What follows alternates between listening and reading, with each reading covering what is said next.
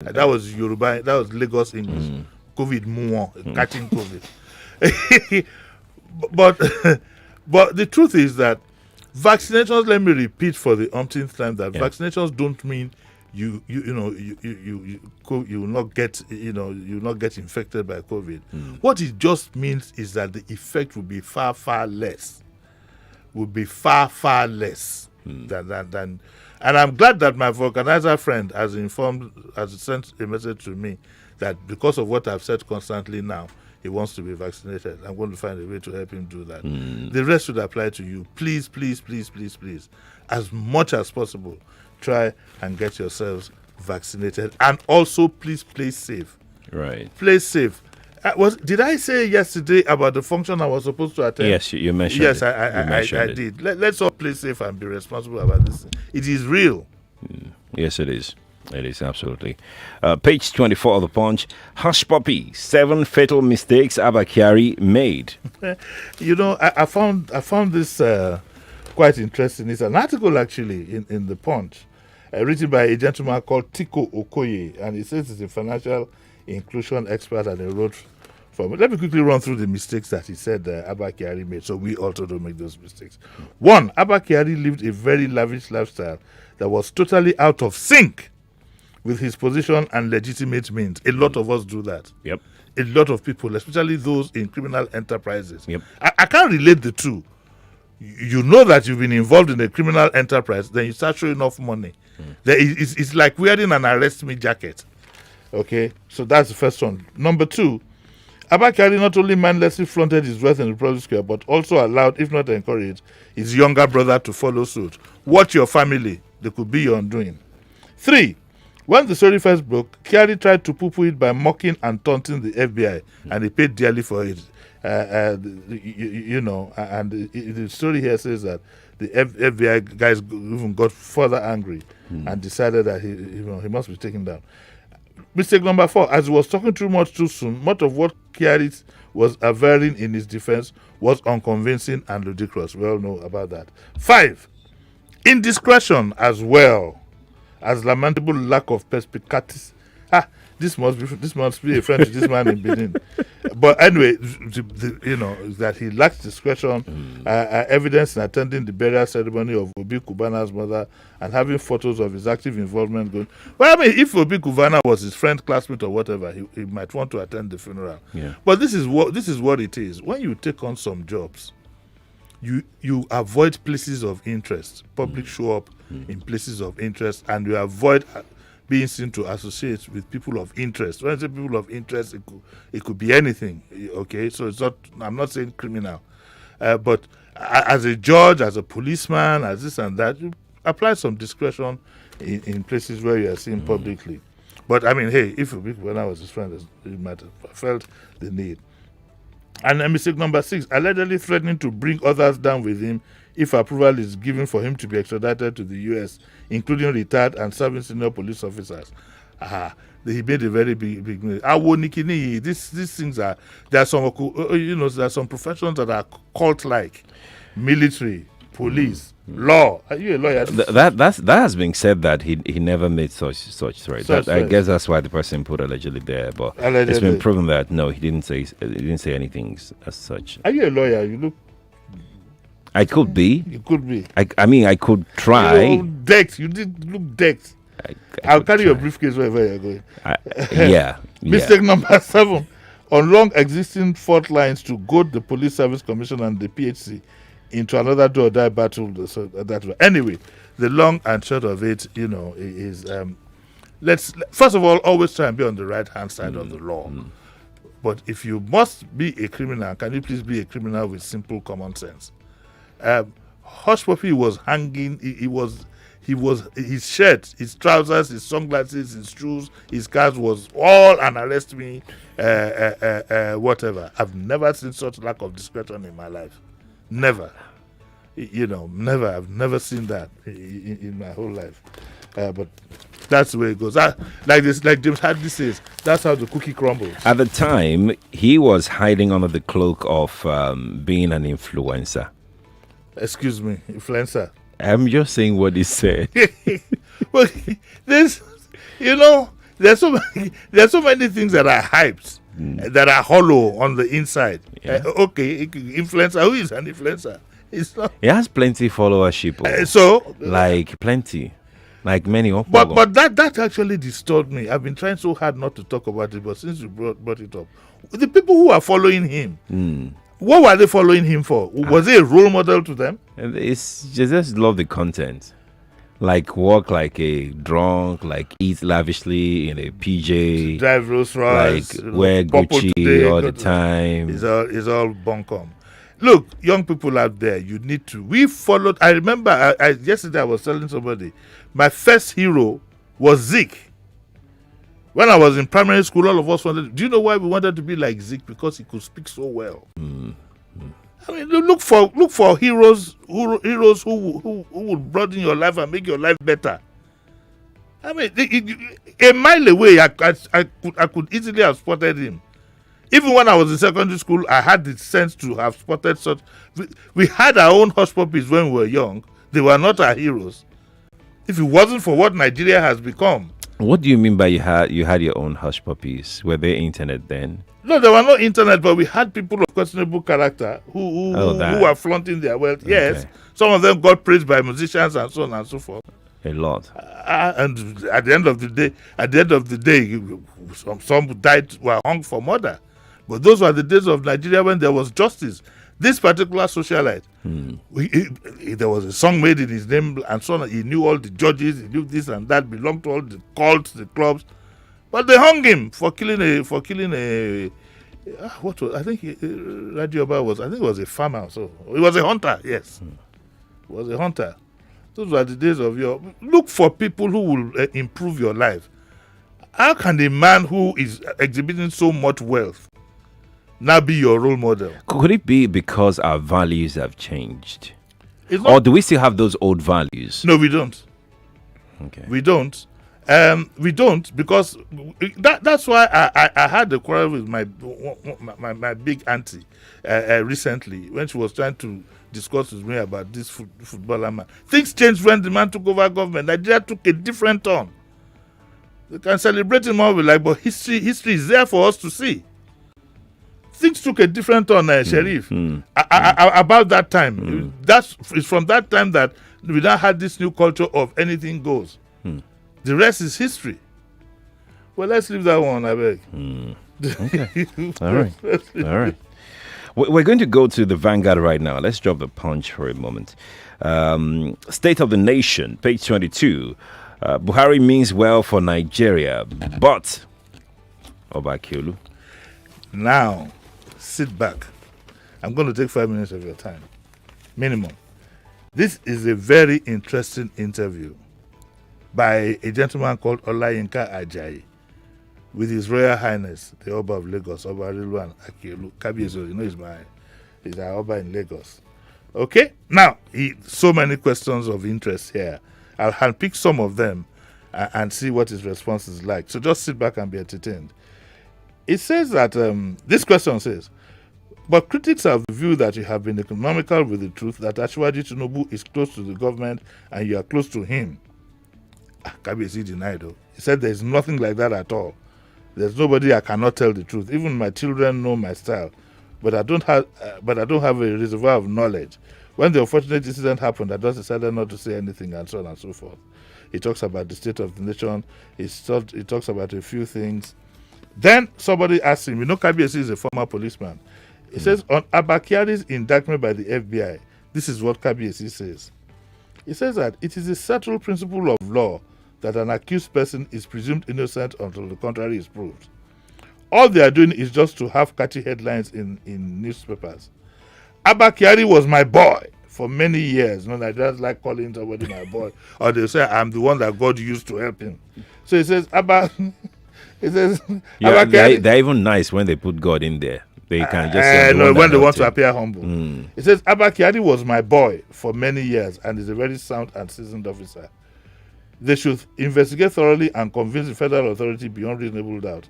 In law, they say it is better for an accused person who is not 100% to go free than for an innocent person to be punished. It means that Kabiyesi believes very strongly that there's a likely chance that is, the percentage of innocence to guilt would be something in the ratio of 70-30 or thereabout.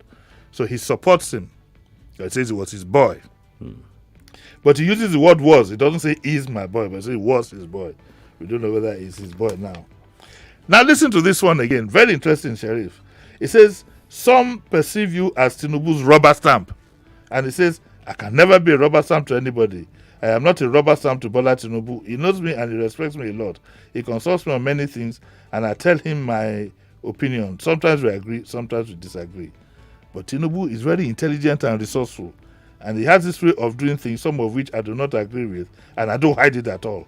He knows and many people know. The future of this country belongs to the Almighty Allah. But as far as politics is concerned, he's a force to be reckoned with. Kabisi now says, one has to be very careful with politicians. They are like chess players, and nobody should play God. He talks about restructuring, and he says, my stand is that we should all sit and talk reasonably. Now, this one is of interest to me. You remember when Kabisi said he was going to throw all the Igbo people in the river if they didn't vote for Ambode. So they asked him this question. Some Easterners doubt if you have Igbo friends, based on the threat you made with the Lagoon, if they voted against your wish in 2015. Then Kabiyesi says that on that, it was one Aminu Yaro who brought someone of Igbo origin. That day we were eating and drinking. I said, after God, the entity called Lagos is with me by the mercy of God, and if you do my wish, you will be fruitful. We don't discriminate against anybody. This paragraph is, I don't understand it. But he says, two things Lagos residents always struggle and fight for are chieftaincy and land matters. The era of winner takes it all has gone forever. As a leader, you don't think of yourself and talks about a number of years and so on and so forth. Anyway, it's you might want to get the Vanguard and go through Kabiyesi's interview. You might want to do that. Right. But quite interesting what he said. The two issues there. What he said about his association with Tinubu and about wanting to throw the Eastern. Because he was emphatic in the video that I saw. He said, if you do not vote for Ambode, he will throw the video was evident anyway. It was evident. I wonder why he didn't say it when Ambode was going for a second term. What could have happened? I don't know. But you are the man. The man what? I'm just a commentator. No, you are not just a commentator. You are in the corridors. You are a commentator because you know so much. I don't know much. So I don't know Buko. But come to think of it, I wonder why. I wonder we didn't see anything like that when Ambode was going for a second term, which ideally should have been a given. Yeah. What do you think happened there? I don't know. Maybe I should ask you in Yoruba because you're looking at me kind of black. No, I think maybe you should stop asking me. Okay. Well, honestly speaking, I don't know what could have happened. I think what I would perhaps suspect is that it was a consensus amongst everyone, almost everybody. But maybe not everyone. He's not a member of the party, so no, I'm not even talking about politics now. I'm talking about it was a consensus about how Lagos has been run at the time. Okay. That people weren't feeling the government of the day. Didn't think he should go for a second term? I wasn't feeling him at all. You are not feeling him? I wasn't feeling him at all. I mean, I was born here, so I could say I'm a Lagosian. My birth certificate. Please, hold on now. Let me speak now. My birth certificate reads Lagos as a matter of fact. It's an error. So I was. How can you say that? It is an error. No, I was born here, so I'm a Lagosian. So I can. We will. It's not a matter of we will. I am a Lagosian. You see, I'm two steps ahead of you. No. I was born. I'm a Lagosian, and I'm also the Unilag, which you didn't go. Yeah, they were me more. So that's the thing, right? I went to a university that's called Better by Far. Which one is that one? Talk now. What is University of Lagos called, really? Nothing. University of Lagos now? Nothing. How? Nothing. There is nothing, no name, nothing. That's the name, like University of Lagos? It's just University of Lagos. What about Cambridge University, Oxford University? I went to University of Ilorin. So what's it now called? We're called Better by Far. Okay. It's because you don't think about it.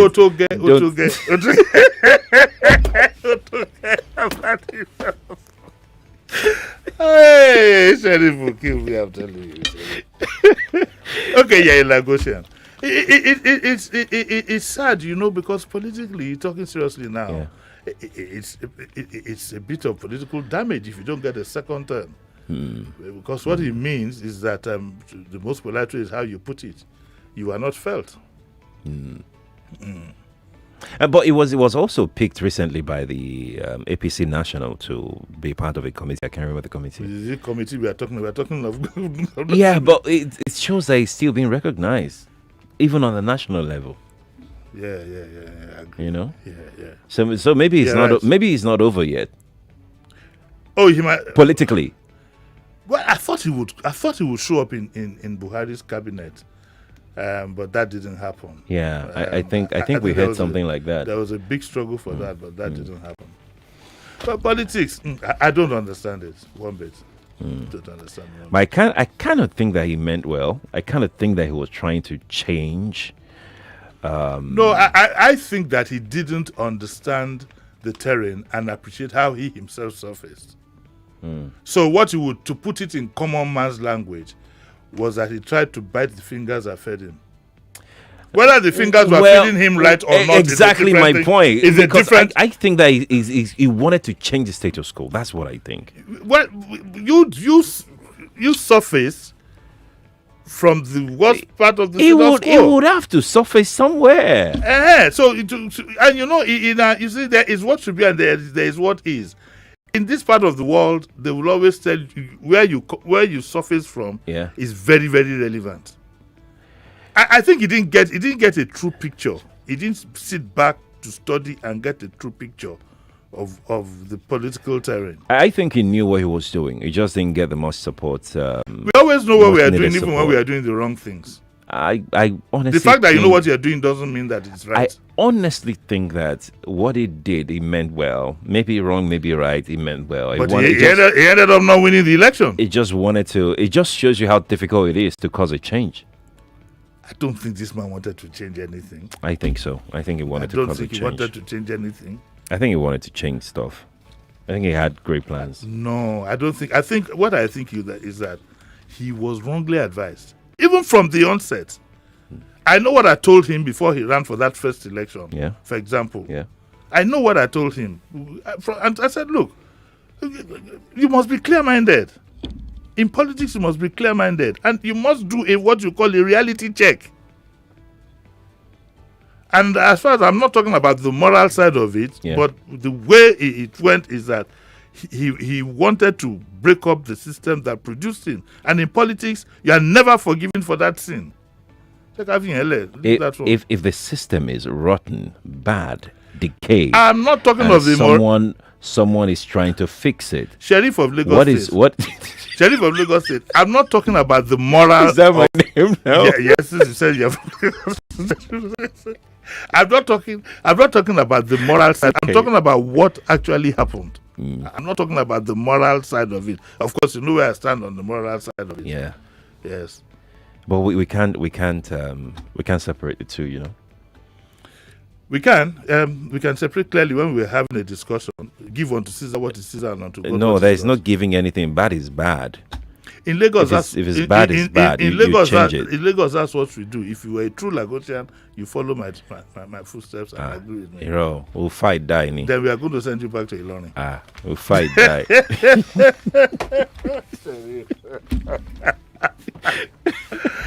Oh, dear. Let's take this Vanguard story on page 11. Extortion. Commuters stranded as Danfo drivers withdraw services. That's the story here. Yeah, look, we how do I put this now? Can't we find a better way to run our transport system? Without having the thugs running after the policemen extorting openly, people extorting Danfo drivers and whatever. Can't we have a more refined system? We say we are striving to be a mega city. And guess what? It got worse under this government. It got worse. This these people became more emboldened under this government. And well, normally we would say we can't continue like this, but we know within ourselves that nothing is going to be done. You know, it will be same of same. These people gradually have become lords over us. You know, and very soon they're going to be finding their way into the political network. And heaven help this country at that point. That's what it is. And what I'm doing is I'm being very, very polite. I'm putting it politely. But there is a danger ahead. Yeah. They've been emboldened. They are enriched. Their leaders have money far in excess of the average person. And therefore, so it's something. It's a dangerous thing waiting to happen, and I don't think anybody can do anything about it. I don't think anybody can do anything about it, which is sad. This is also because our leaders don't stand up. Right. I'm not talking of politicians now. I'm talking of leaders in the states. They don't stand up. They talk in their quiet clubs, in their basilica clubs, in their hidden areas. They don't come out and condemn these things. And now that the horse has bolted, it is God that will help Lagos City and will help Lagos State and Nigeria for us to have what we will call a normal form of living. I mean, it's disgraceful. It is. On Marina, you find it's people touts running after every vehicle, extorting. Really it's disgraceful. They damage vehicles. In full glare.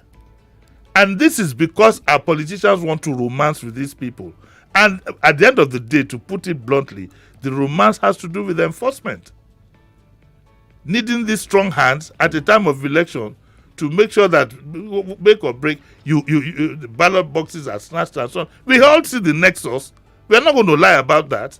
And now we have the next thing you are going to have. Watch out what's going to happen in 2023 and see those who will emerge. Then you will know that your state and your country are in big trouble. I almost used the swear word here now. Only God will help me. One of these God will do it. Yeah. God will do it. God will do it. You know, look at this one. I'm not aware of extortion and killing. Chairman of the task force, Chief Police Superintendent Jeje Loye, denied any knowledge of any extortion against any of his men. This is a papa. But computers are stranded. Yeah. Therefore, they've withdrawn their services because of extortion. You go Roger police, you go Roger area boy, you go Roger bystander. The day Oga wants to have a visitor, the Roger goes up 2 times. Baba Magbalejo Lago Mary. Why can we continue to run a country like this? And you can see where all that money is going. I'm sure it's evident. You have a fair idea, don't you? No, I don't. We must go now. We're out of time, Jimmy. Thank you. What's coming up at who is coming on Diabumi? It's a surprise. It's a surprise. It's a surprise. No, for you, it's a surprise. Okay, I can't wait. I'm really, really interested. Maybe I'll be here. Thank you so much for coming. We must go now. All right, everybody. I'll see you at 9 o'clock. Yep, you may be back at 9 for Daily Digest, the Abumi edition. I'm Sheriff. After the break, let's speak with the Coalition of Northern Groups. Their spokesperson, Abdulaziz Sulaiman, will be joining us via the telephone, and we will talk about the plight of the repentant Boko Haram. We'll be right back. You know as body they torture you anytime they download and watch plenty videos. Like say to 99.3 Nigeria Info. We are more than just radio. Subscribe to our YouTube channel at Nigeria Info FM. Check us out on Facebook at Nigeria Info 99.3. Follow us on Twitter at Nigeria Info FM and on Instagram at Nigeria Info FM Lagos for live updates as it happens. 99.3 Nigeria Info. Let's